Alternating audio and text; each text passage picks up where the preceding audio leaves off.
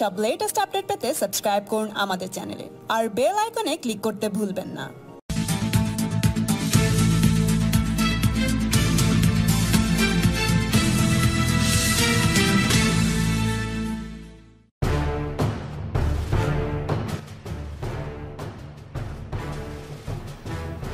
রাত পোহালেই ব্রিগেড, তার আগে চ্যালেঞ্জ দিলেন প্রদেশ কংগ্রেস সভাপতি সোমেন মিত্র। তিনি বলেন, লিখে রাখুন, তৃণমূলের জোট হবে না লোকসভা নির্বাচনে।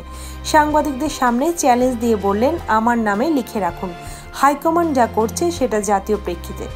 প্রদেশের পরিস্থিতি জোটের পরিপন্থী, তাই আসন্ন নির্বাচনে তৃণমূলের বিরুদ্ধে জারি থাকবে লড়াই। প্রদেশ কংগ্রেসের আপত্তি তুড়ি মেরে হাইকমান্ড তৃণমূলের ব্রিগেড সমাবেশে প্রতিনিধি পাঠিয়েছে। শুধু তাই নয়, রাহুল গান্ধী নিজে চিঠি লিখে মমতা বন্দ্যোপাধ্যায়কে সমর্থন জানিয়েছেন। তারপরে সোমেন মিত্র সরাসরি খারিজ করে দিলেন রাজ্য তৃণমূলের সঙ্গে জোটের সম্ভাবনা। সেই সঙ্গে বললেন, কংগ্রেসের ব্রিগেডে ভাবনা রয়েছে। 19শে জানুয়ারি ব্রিগেডে আক্ষরিক অর্থে ঐক্যবদ্ধ ভারতের প্রতিচ্ছবি ফুটে উঠেছে।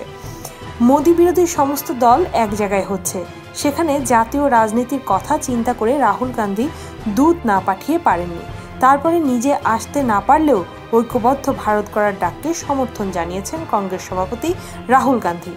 সোমেন মিত্র এদিন বলেন, রাহুলজি জাতীয় প্রেক্ষিতে দূত পাঠিয়েছেন, বার্তা দিয়েছেন, কিন্তু প্রাক নির্বাচনী জোটের কোনো পরিবেশ এখানে নেই। তার সম্ভাবনা দুরূহ। আর আমরা তো কোনো আমন্ত্রণই পাইনি, তাই মমতা বন্দ্যোপাধ্যায়ের ব্রিগেড সমাবেশে যাওয়ার প্রশ্নই নেই। কংগ্রেস হাইকমান্ড জাতীয় রাজনীতির স্বার্থে দূত পাঠিয়েছেন। যারাই বিজেপির বিরোধী করবে তাদের কর্মসূচিতে কংগ্রেসের নৈতিক সমর্থন রয়েছে, সেটাই দেওয়া হয়েছে তৃণমূলকে।